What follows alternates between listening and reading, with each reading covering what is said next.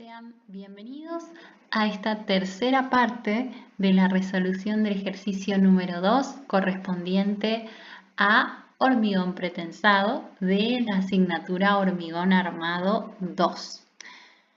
Vamos a retomar donde nos habíamos quedado. Hemos determinado ya la fuerza de pretensado necesaria, hemos determinado las pérdidas. Estamos en condiciones de calcular las tensiones de trabajo en nuestra pieza de hormigón pretensado. Entonces, comenzaremos con el punto verificación de tensiones en estado de servicio. Lo primero que debemos conocer son las tensiones admisibles en el hormigón pretensado. Para ello, nos vamos a ir a el reglamento. Vamos a ir a la parte que tiene que ver con hormigón pretensado y sus tensiones admisibles en estado de servicio. Bien, el punto 18.4, requisitos para las condiciones de servicio, nos va a marcar dos momentos.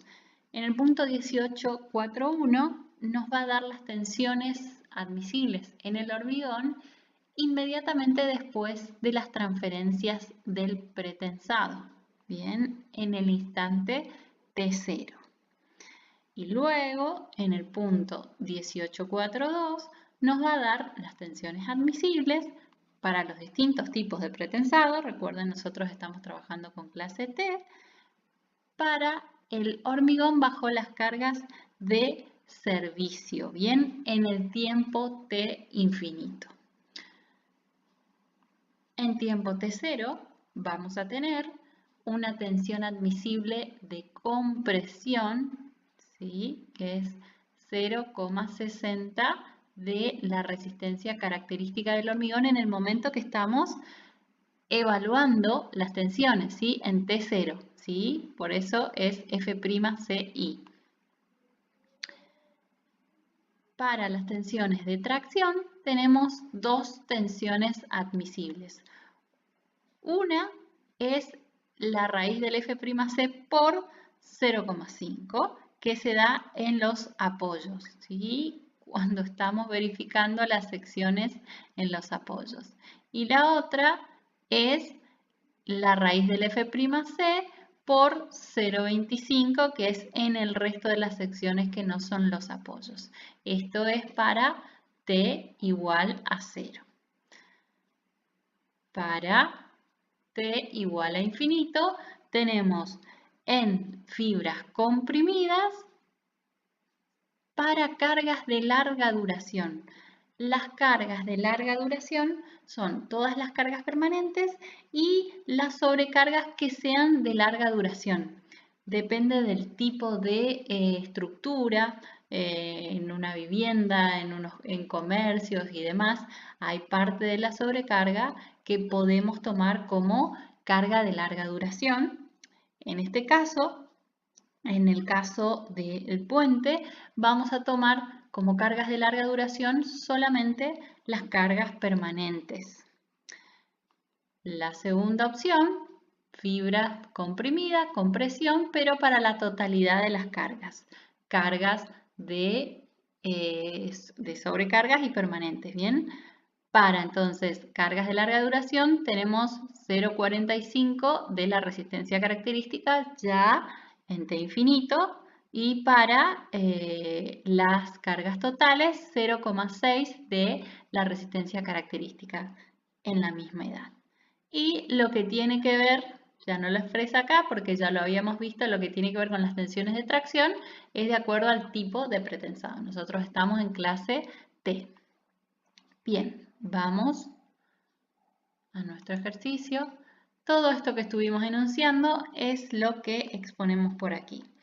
En el momento de tesado, que tenemos esta resistencia característica de nuestro hormigón, la tensión admisible de compresión, según la expresión, ¿sí?, que nos da 14,7. Tracción en los apoyos o en el resto de la sección, ¿sí?, tenemos estas dos tensiones nosotros nos vamos a mover en L sobre 2, donde los momentos van a ser máximos. Vamos a hacer la verificación solamente en esa sección. En un cálculo completo, cuando ustedes estén ya en su vida profesional, corresponde hacer la verificación sección por sección, verificar los apoyos y verificar distintas secciones hasta llegar a L sobre 2. O sea, hay que hacer las verificaciones en todas las secciones. Nosotros en este ejercicio práctico nos vamos a mover solamente en L sobre 2. Es lo mismo para el resto de las secciones, tendrán que ver las solicitaciones que están trabajando en ese momento. Luego de las pérdidas ya en servicio, para T igual a infinito, vamos a tener en la viga la resistencia característica de 35 megapascales. Y en la losa, recuerden, teníamos una resistencia característica de 30 megapascales. En algunas fibras de las secciones a verificar va a ser la losa y en otras va a ser la viga. La losa, que está en la parte superior, va a estar evidentemente comprimida. Entonces vamos a tomar las tensiones admisibles de compresión tanto en la viga como en la losa. Los valores que teníamos para cargas permanentes, o sea, para cargas de larga duración, y compresión para cargas totales, 0,45 y 0,60. Para lo que es compresión, entonces vamos a tomar el valor de tensión admisible tanto en la viga y tanto en la losa y vamos a ir verificando fibra a fibra.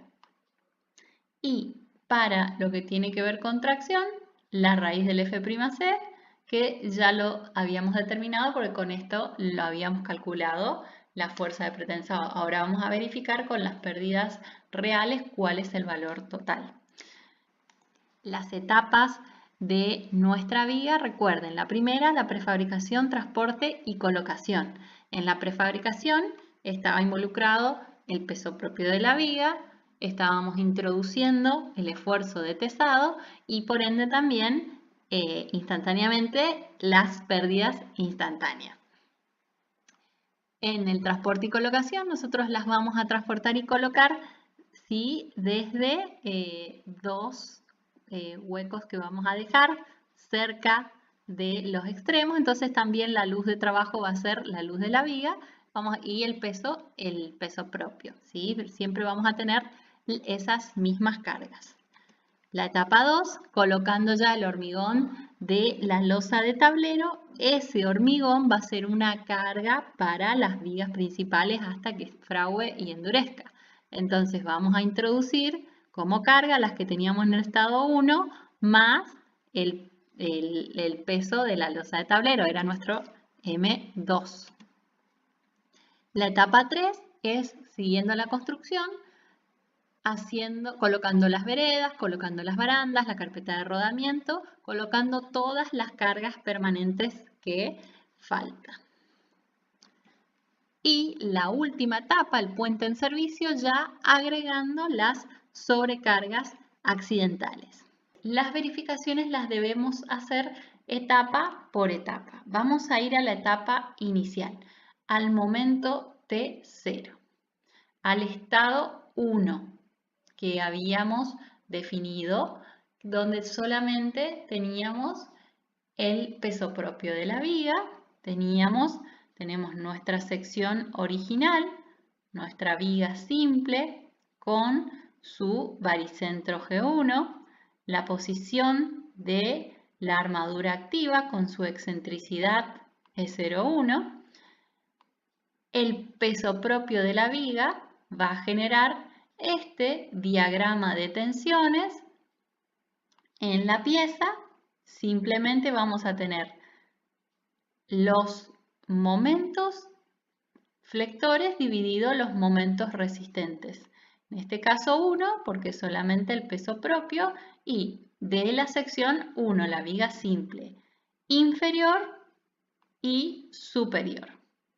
Bien, agregándose la fuerza de pretensado aquí en la armadura activa, estamos en L sobre 2, vamos a agregar entonces estas tensiones normales la tensión uniforme de la fuerza de pretensado, que va a ser igual a la fuerza de pretensado que estamos, la que estamos introduciendo, en principio total, sin las pérdidas, después veremos qué pasa con las pérdidas, de compresión, o sea, fuerza, dividido el área de la sección, ¿sí? Uniforme.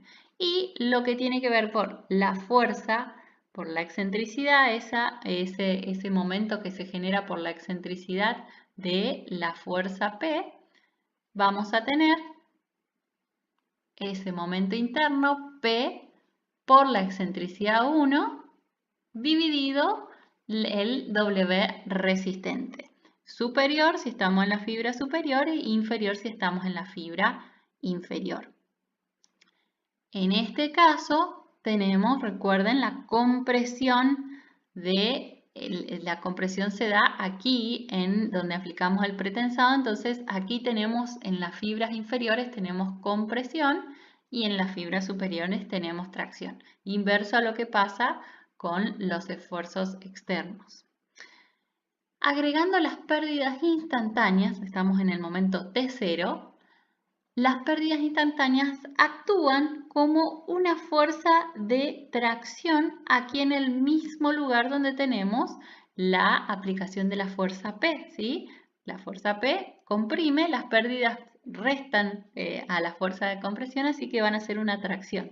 Entonces, de la misma forma que trabajamos con P, pero en este caso va a ser una fuerza de tracción. Tenemos entonces las fuerzas, digamos las pérdidas instantáneas dividido el área, positivo porque son tracciones, y lo mismo las pérdidas instantáneas por la excentricidad en su aplicación dividido los momentos resistentes superiores e inferiores. ¿Entendido?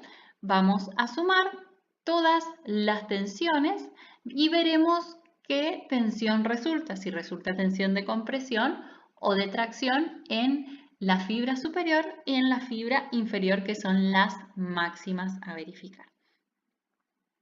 Entonces, estado número 1. Bien, vamos a verificar que dijimos peso propio más pesado más pérdidas instantáneas. Fibra superior. Bien, tenemos compresión por los esfuerzos externos, tenemos lo que tiene que ver con la fuerza de pretensado. En la fibra superior, recuerden que va a estar traccionado, ¿sí? La componente que tiene que ver con la excentricidad, y lo que tiene que ver con las pérdidas al revés. Esto mismo sería igual que expresarlo, ¿sí? En lugar de el término que tiene que ver con la fuerza y el término que tiene que ver con la pérdida, esa fuerza que nosotros habíamos calculado P0, que era igual a el esfuerzo aplicado menos las pérdidas instantáneas. Bien, entonces lo adoptamos de esta forma, ¿sí? Que es lo mismo, y los calculamos reemplazando los valores que son todos conocidos. Nos da entonces una tensión de menos 1,12 megapascales. Quiere decir que estamos en una tensión de compresión, ¿sí? Verificamos con el límite admisible de compresión.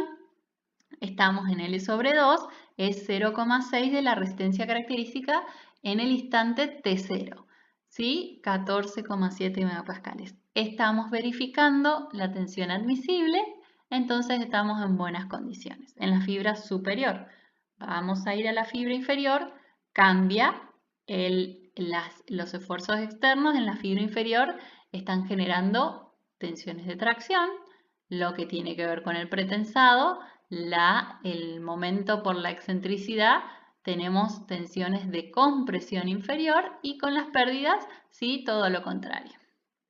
Hacemos la misma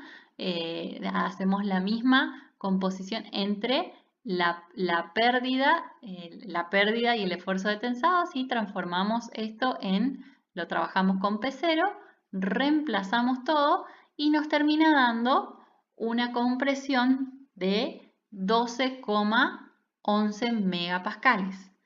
Esto es menor que la resistencia admisible, entonces estamos en buenas condiciones para el instante T0.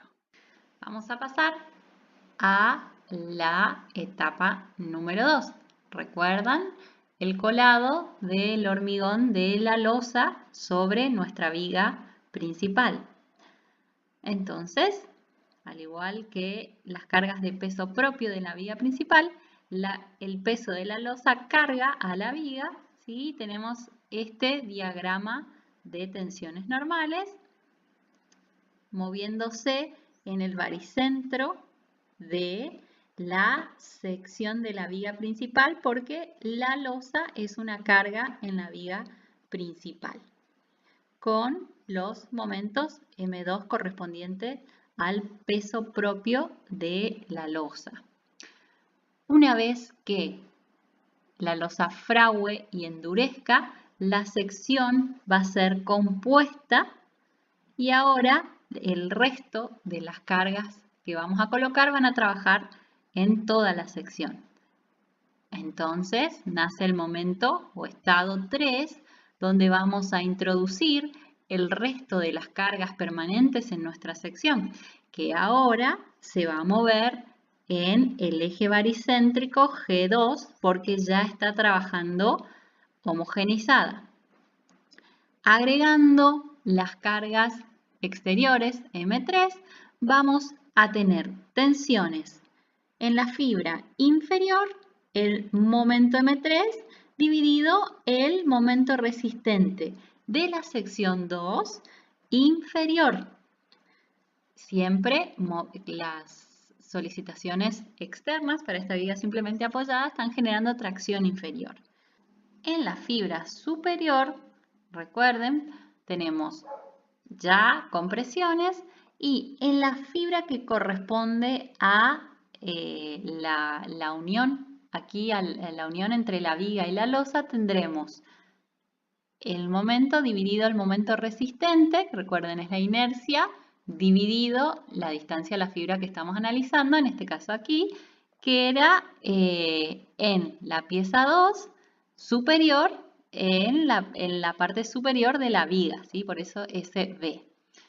Cuando nos vamos un poquito más arriba, recuerdan que aquí teníamos hormigón H35, la losa es hormigón H30, entonces no seguirá la misma pendiente de tensiones.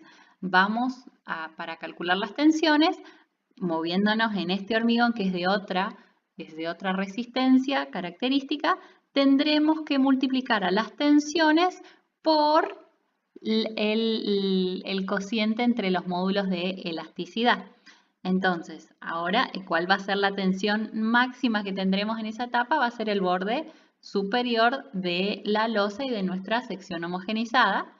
Aquí, en este borde, tendremos el momento M3 dividido el momento resistente en la fibra superior ya de nuestra sección homogeneizada, pero lo multiplicaremos, por eso no sigue esta pendiente, sino que se reduce por este cociente para pasar al hormigón H30, porque no es todo para homogeneizar y para calcular las características resistentes, recuerdan, lo tomamos a la sección homogeneizada, pero cuando estamos verificando tensiones, esto no es un H35, entonces tenemos que calcularlo como H30.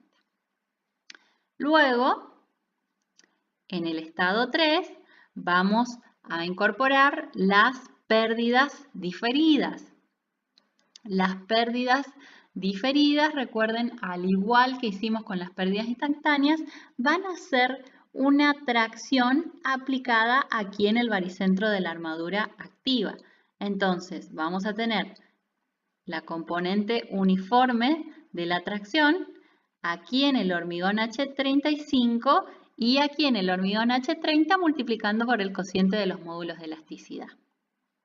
En este caso, tracciones en toda la sección. Y luego lo que tiene que ver con la pérdida por la excentricidad que vamos a tener, recuerden esta pérdida ya se da en la sección 2, ¿sí? Entonces se va a mover con el baricentro E02. Entonces, vamos a calcular.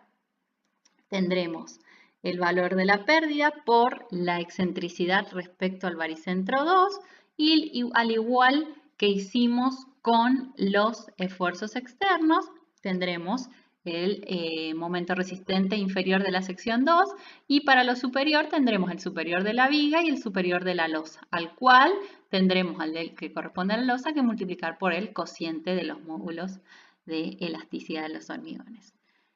El último estado, el estado 4, vamos a introducir las sobrecargas en nuestra sección. Entonces, la última carga externa, al igual que lo hicimos en todas las cargas externas de esta sección homogenizada, el M4 dividido el momento resistente inferior de la pieza 2 y en superior tendremos superior en viga, superior en losa y en la losa multiplicado por el cociente de los módulos de elasticidad. Vamos a calcular y qué resulta en cada uno de los estados, qué tensión resulta y verificando con las tensiones admisibles que calculamos al inicio. Entonces, estado 2, se incorpora hormigón in situ. Bien, entonces, de lo que nosotros teníamos del estado anterior, incorporamos lo que tiene que ver con las tensiones normales producidas por M2. En la fibra superior comprimida, en la fibra inferior traccionada. Entonces, simplemente reemplazamos lo que tenemos de la condición del estado 1 en la fibra superior, menos este término, lo que tenemos en la fibra inferior en la condición de la etapa 1, más este término, y lo que nos termina resultando es una compresión superior de menos 7,52 megapascales y una compresión inferior de menos 7,07 megapascales. Ambas menor a la compresión admisible de 0,45 F'C.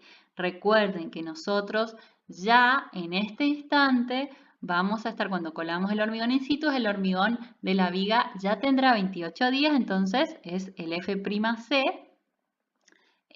ya en servicio, ¿sí? Es ya de la edad de diseño. Y recuerden que para cargas permanentes es 0,45 de este valor.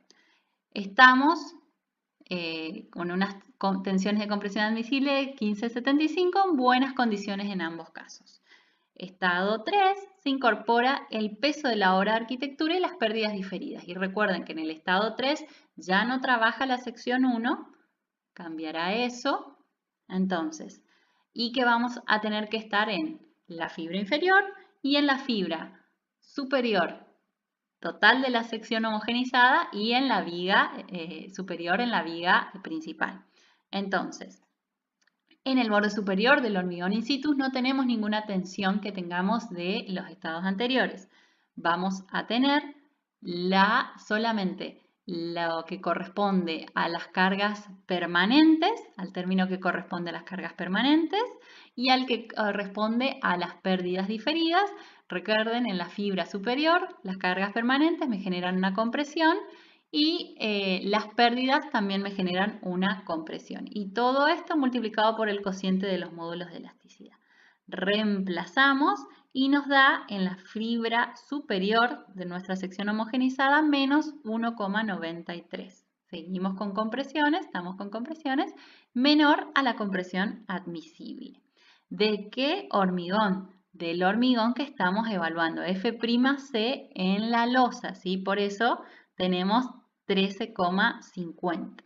¿Sí? Estamos con la losa, el F'C 30 megapascales. En el borde superior del hormigón premoldeado vamos a tener lo que teníamos en el borde superior de la viga principal en el estado 2 y en este caso ese borde superior va a seguir con los mismos signos, ¿sí? Porque el baricentro está más abajo, entonces seguimos con las pérdidas diferidas, ¿sí? Que el término va a ser de compresión superior y con los momentos por sobrecargas permanentes luego del colado de la losa in situ, ¿sí? Siempre en el borde superior de la viga los momentos resistentes.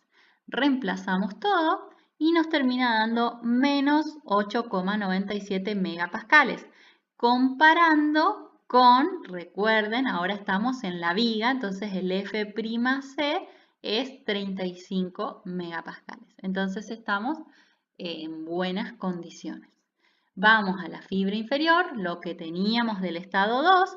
En este caso ya sí tenemos cambio en la fibra inferior, está por debajo del baricentro, tenemos cambio de signo, tenemos las pérdidas que generan tracción inferior por el término de su excentricidad y los momentos externos también.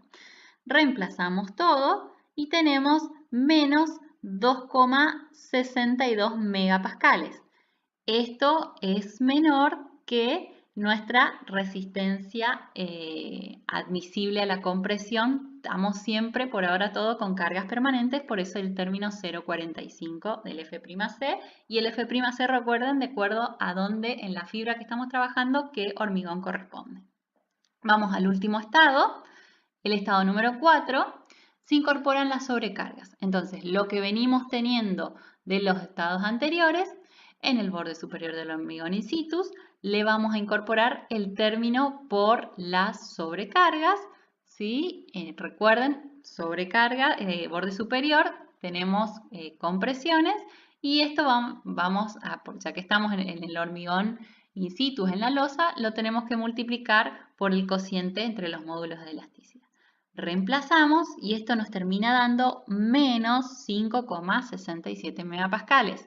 Ya aquí tenemos todas las cargas, así que ya no es no solo las cargas de larga duración, sino todas las cargas de servicio, entonces ya no es 0,45 sino 0,60 del F'C. En este caso estamos en el borde superior de la losa, ¿sí? En el borde superior de nuestra sección homogeneizada, el hormigón es H30, ¿sí? Estamos en buenas condiciones. En el borde superior del hormigón premoldeado, de la viga premoldeada, hacemos lo mismo, ¿sí? Y nos termina dando menos 11,97 megapascales.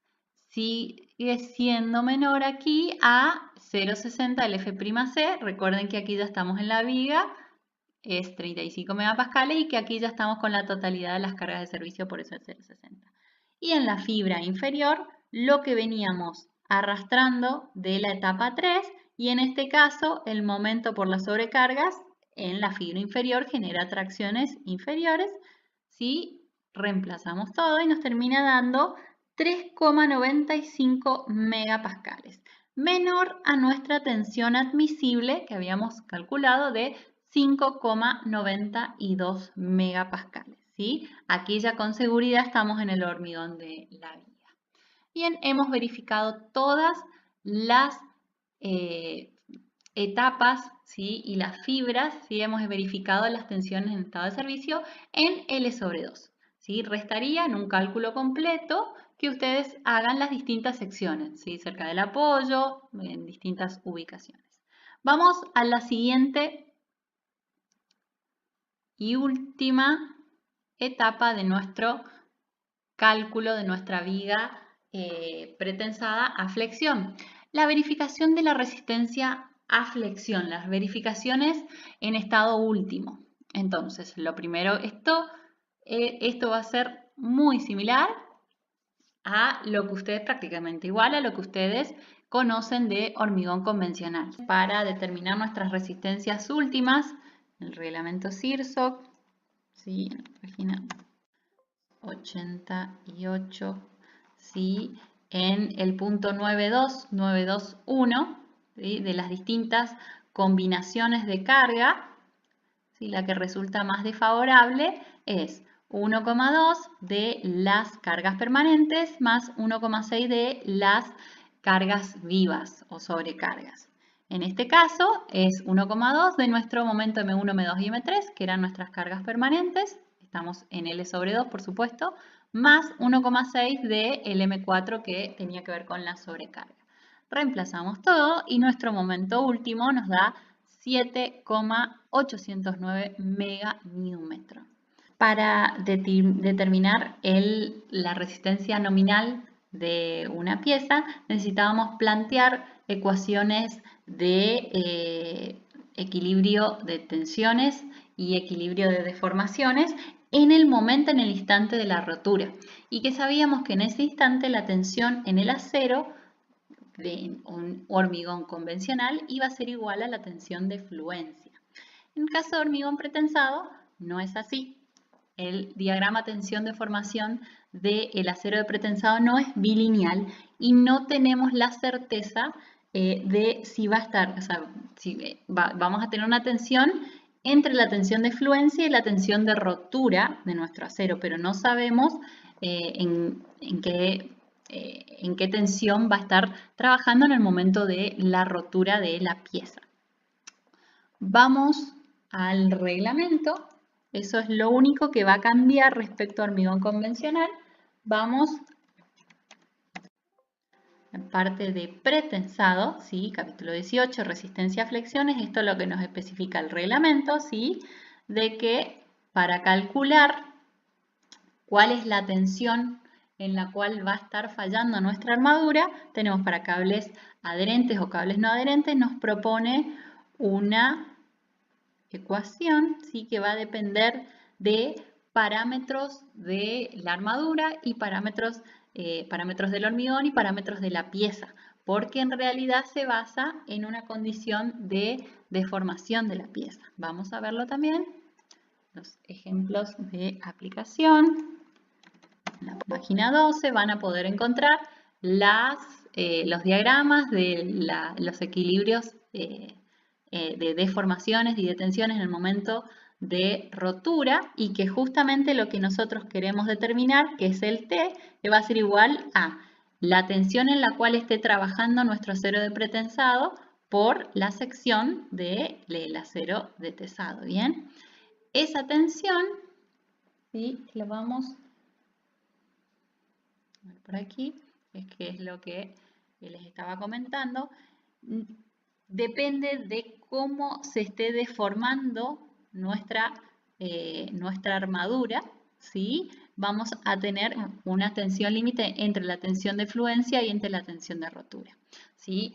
Haciendo una ecuación de equilibrio de deformaciones, ¿sí? En una pieza se determinó esa ecuación que es la que vamos a usar, la que nos propone el reglamento y es la que vamos a usar en nuestra pieza. Bien, primer término, FPU, la resistencia de rotura-tracción del acero de pretensado, dato 1864. El término gamma P tiene que ver con la forma del diagrama tensión-deformación del acero que estamos utilizando. Entonces tiene que ver con la relación entre la tensión de fluencia y la tensión de rotura de nuestro acero de pretensado. Hacemos esta relación, nos da 0,9. Lo vamos a ver en el reglamento. ¿Sí? De acuerdo a nuestra relación tendremos el valor de este coeficiente gamma P. En nuestro caso, ¿sí? 0,90, nuestro coeficiente vale 0,28. Luego necesitamos el beta 1, ¿sí? Recuerden, esto igual que en hormigón, ¿sí? Convencional, el beta 1, ¿sí? Tenía que ver con la relación que había entre A, que era nuestro bloque equivalente de tensiones en el hormigón, y C, que era la profundidad que teníamos al eje neutro de deformaciones. Recuerden que A era igual a beta 1 por C, beta 1 siempre menor que 1, y que ese beta 1 dependía justamente del tipo de hormigón. Para una resistencia característica menor a 30, el beta 1 era 0,85, para una resistencia mayor teníamos que aplicar esta ecuación. Esto es lo que vemos por acá, tenemos una resistencia característica del hormigón de 35, mayor a 30, reemplazamos en la ecuación, ¿sí? Y tenemos nuestra beta 1 igual a 0,814. que es mayor a 0,65, que es un valor límite que vimos recién en la expresión. Luego, seguimos avanzando en nuestra fórmula, necesitamos la cuantía de la armadura de pretensado definida de una forma un poco distinta. Bien, la cuantía de nuestra armadura de tesado va a ser igual a la armadura que tenemos de pretensado dividido a nuestro bloque de compresión, pero en realidad vamos a tener solamente el ancho del bloque de compresión, ¿sí? Que en este caso va a ser igual al ancho de nuestra losa, que vamos a considerar siempre la sección homogeneizada en este caso, por aquí. Y esto vamos a multiplicarlo por la distancia que hay, así nos lo especifica el reglamento, desde la armadura activa hasta la sección más comprimida, hasta el borde de la sección comprimida, ¿sí? Esa distancia se va a conocer como dP. Y esa cuantía entonces va a ser igual a la armadura activa dividido al ancho de la zona de compresión por la distancia que hay desde la armadura activa hasta el borde más comprimido.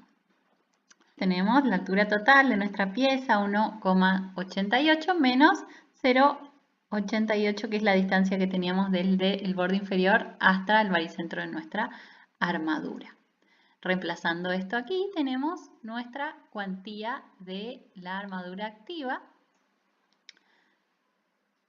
Luego nos solicita cuantías, vamos a la fórmula, ¿sí? Luego tenemos de distancia desde la fibra más comprimida hasta la armadura pasiva, si la hay, si hay armadura no tesa, y dP dijimos desde la fibra más comprimida hasta la armadura activa. Y luego estos son cuantías mecánicas de armadura pasiva en la zona de traccionada y en la zona comprimida, si tuviéramos en la zona comprimida o en la zona traccionada. No vamos a considerar armadura pasiva ni en la zona comprimida ni en la zona traccionada, ¿sí? Entonces nuestra cuantía geométrica va a ser igual a 0 y nuestra cuantía mecánica va a ser igual a 0. Reemplazando todo, la tensión en la armadura activa en el momento de rotura de nuestra pieza, FPS, será igual a 1833,1 megapascales, ¿bien? Inferior a la última, pero mayor a la de fluencia. Entonces, la fuerza provista por la armadura va a ser igual a esta tensión por la sección de nuestra armadura activa. Si nosotros tuviéramos armadura pasiva, pudiéramos incorporarla aquí y pudiéramos sumar entonces el área de esa armadura activa por su tensión de fluencia en la rotura, que es el acero convencional, ¿verdad? En nuestro caso nosotros no tenemos armadura pasiva, ¿sí? Entonces solamente es este término. Entonces, esto nos resulta 5,79 meganewton nuestra fuerza de tracción para el brazo de palanca. Necesitamos determinar, ¿sí?, cuál es nuestros esfuerzos de compresión. ¿Sí? Recuerden, por equilibrio interno, T es igual a las tracciones en la armadura, tiene que ser igual a la fuerza provista por el hormigón. Vamos a despejar ¿sí? Vamos a despejar la profundidad del bloque de tensiones, considerando que, obviamente, nos venimos para acá, considerando que el ancho de la zona comprimida va a ser igual a BL y veremos cuánto nos da esa profundidad. Si es menor al espesor de la losa, estaremos en esta situación, ¿sí?, de un rectángulo, y si es mayor, tendríamos que considerar, ¿sí?, otras ecuaciones para su cálculo. Bien, entonces en este caso B lo consideramos al ancho de la losa por 0,85 por el hormigón que tenemos en la losa, el F'C, que es 30, ¿bien?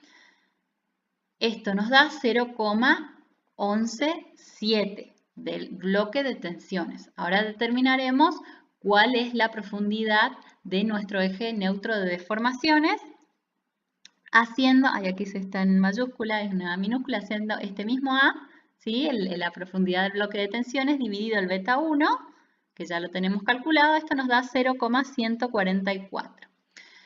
0,144, o sea 14,4 centímetros, es menor que el espesor de la losa 18. Quiere decir que estamos, bien, es una sección, la calculamos de manera correcta, es una sección rectangular. Fue adecuada la suposición de el ancho B igual al ancho de la losa. Y nuestro C es menor al máximo, que es 0,375 de dP. El momento nominal, ya tenemos la fuerza y ya tenemos la distancia, ¿sí? Nuestro brazo de palanca. Perdón, disculpen, solo para que lo vean. ¿Sí? Tenemos la fuerza T. Lo que queríamos calcular es nuestro brazo de palanca, que va a ser igual a, nosotros tenemos dP al borde inferior, al borde superior, y tendríamos que restarle A sobre 2, ¿sí? Es dP menos A sobre 2, y ese es nuestro brazo de palanca interno, por eso necesitábamos A. Esto es lo que hacemos aquí, ¿sí? Reemplazamos y tenemos 10,13 meganewton como momento nominal interno. Vamos a determinar, ¿sí? Cuál es la deformación a nivel del centro de gravedad de los elementos tensores. Y vamos a ver a cuánto se está deformando nuestro acero para ver si la sección va a fallar por el acero o por el hormigón. Si la sección va a estar controlada por tracción, ¿sí? Que es una sección cuya rotura es controlada porque tenemos fisuras, tenemos deformaciones, o si va a ser una falla controlada por compresión, que es una falla brusca, entonces tenemos mayores coeficientes de minoración. Vamos a ir a los ejemplos de aplicación rápidamente para verlo.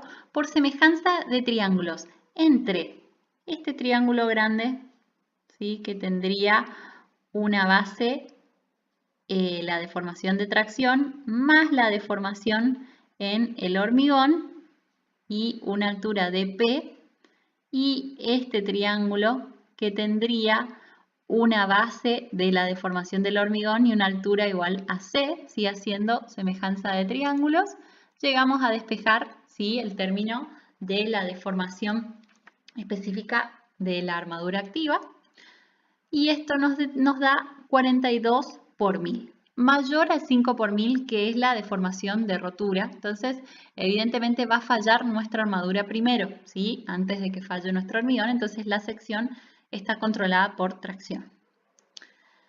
Entonces, tenemos nuestro coeficiente de minoración, tenemos nuestro momento nominal, podemos calcular nuestro momento de diseño, que nos da 9,12 meganewton. Y nuestro momento último, resistencia requerida, era 7,89 meganewton. Entonces, estamos en buenas condiciones. Lo último que debemos verificar, de acuerdo a nuestro reglamento, ¿sí? Para hormigón pretensado, 33, tenemos una armadura mínima a cumplir. Esta armadura, ¿sí? Dice la cantidad de armadura tesa y no tesa debe ser la adecuada para desarrollar una carga mayorada igual, como mínimo a 1,2 veces la carga de fisuración, determinada en base al módulo de rotura FR indicado en el artículo 9523. Entonces, lo que nos dice el reglamento es que tenemos que determinar el momento de fisuración, o sea, el momento que vamos a aplicar a nuestra pieza, la cual se va a dar la fisuración, lo tenemos que calcular, y ese momento mayorado un 20% tiene que ser menor al momento último, al momento de diseño que acabamos de determinar, ¿sí? Estamos tratando, lo que está tratando el reglamento es de alejar el momento de fisuración de nuestra pieza a el momento de diseño de nuestra pieza. Entonces, lo primero que debemos, o sea, si cumplimos esto, vamos a cumplir con la armadura mínima. Si no se cumple esto, tendremos que agregar armadura hasta que se cumpla esta condición. La tensión de fisuración va a ser la tensión de fisuración que nos especifica en el artículo 9523 del reglamento. Es un artículo en la página 293. ¿Sí? Esa tensión de fisuración es igual a 0,625 de la raíz del F'C, muy parecida al 0,7 de la raíz del F'C, diferencia entre pretensado no fisurado y el de transición.